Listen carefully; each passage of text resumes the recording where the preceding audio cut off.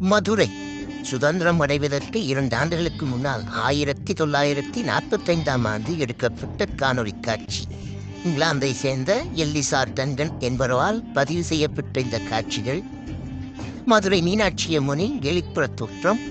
எந்தவிதமான ஆக்கிரமிப்புகளும் இல்லாத வெளிப்புற சுற்றுச்சுவரை பார்க்கலாம். கோபுரத்தில் வண்ணங்கள் பூசப்படாமல் பழமையடைந்திருக்கக்கூடிய நிலைமையும் நாம் காணலாம்.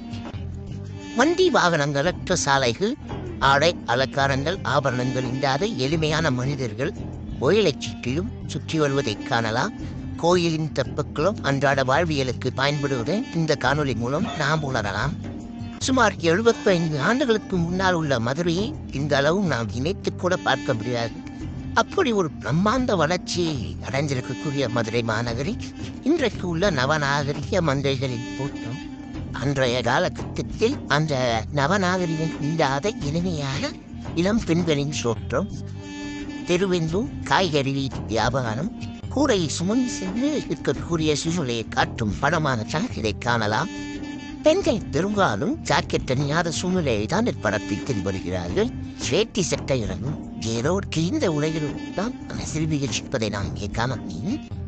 மதுரையின் முக்கிய அடையாளமாக திகழக்கூடிய வைகை ஆற்று பாலம், அந்த பாலத்தை ஒட்டியுள்ள தரைப்பாலம், தண்ணீர் தரைப்பாலத்திற்கு மேல் நின்று செல்வதை மக்கள் அங்காங்கே ஆடு மாடுகளை ஓட்டிச் சென்று மீன்பிடி விஷயங்களும் நடப்பதை நாம் காணலாம். தண்ணீர் மிகுந்து ஓடும் வைகை நதியை இன்று காண்பதற்கு ஒரு அரிதான காரியத்தை இருக்கிறது. ஆனால் அந்த அளவில் தண்ணீர் பாய்ந்தோடும் வைகை நதி சர்வசாதாரணமாக ஏழை கிராமத்து மக்கள் தன் உணவிற்காக மீனை பிடித்து செல்லும் காட்சியையும் படமாக்கியிருக்கிறார் எல்லிசார் டண்டன் எனக்கூடிய இங்கிலாந்து நாட்டைச் சேர்ந்த புகைப்பட கலைஞர். அன்றைய காலகட்டத்தில் சிறுவர் சிறுமியரும் பெரும்பாலும் ஜாக்கெட் அணியாமலேயே உடையை விடுத்தியிருக்கிறார்கள். இந்த ஆட்டைச் சுற்றிய வியாபாரங்களும் மீன்பிடி திருவிழாக்களும் துணித்து வைக்கும் சலவை தொழிலாளர்களும் வைகை எவ்வாறு பயன்படுத்தியிருக்கிறார்கள் என்பதை இந்த காட்சி மூலம் நாம் வெகு எளிமையாக உணரலாம். பரந்த வயல்வெளிகள், தண்ணீர் நிரம்பி நிற்கும் காட்சிகள், அப்போதுதான் கட்டப்பட்டுள்ள வைகை ஆற்று பாலம், ஓடைக்கூடல் சக்கா வண்டிகள், தூரத்தில் நான் மாறக்கூடல் என்று தமிழில் கூறக்கூடிய மதுரை மீனாட்சி அம்மனின் கோயிலின் வெளிப்புற அழகான தோற்றம்.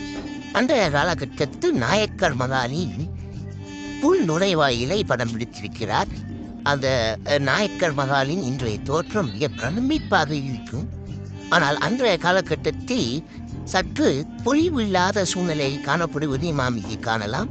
பராமரிப்பு கொஞ்சம் அற்ற நிலைமையிலும் இவ்வாறே உள்ளதாகவும் இந்த புகைப்பட காட்சி மூலம் நாம் தெரிந்து கொள்ளலாம். நாயக்கர் மகாலின் தோற்றம் இன்று மிக பிரம்மாண்டமாக மதுரை பொலிவுடன் காண செய்கிறது.